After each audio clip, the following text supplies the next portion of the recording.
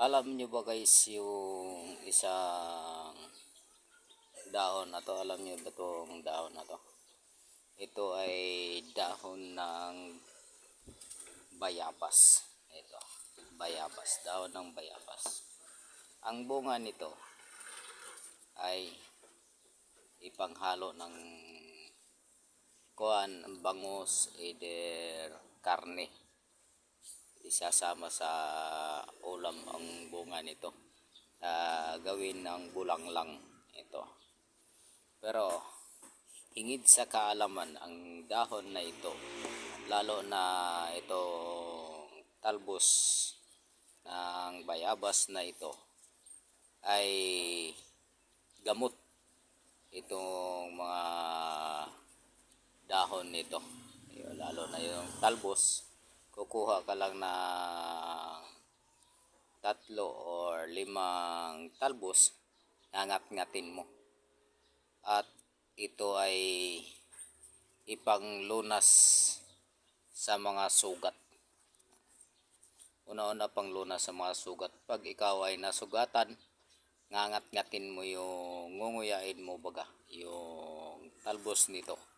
Pag nadurog na ito, yung katas nito ay iaano na doon sa sugat, panglapat na sa sugat, pang-ampat na ang dugo.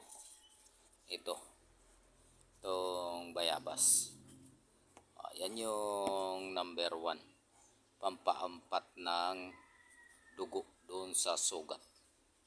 Ito ang number 1 first aid sa medicine, yung pampaampat ng sugat.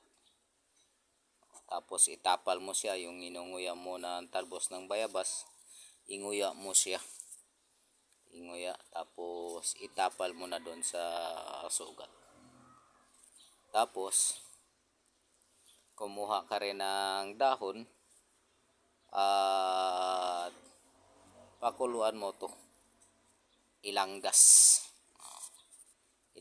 mo sa mga galis, mga buni, ilalanggas mo siya.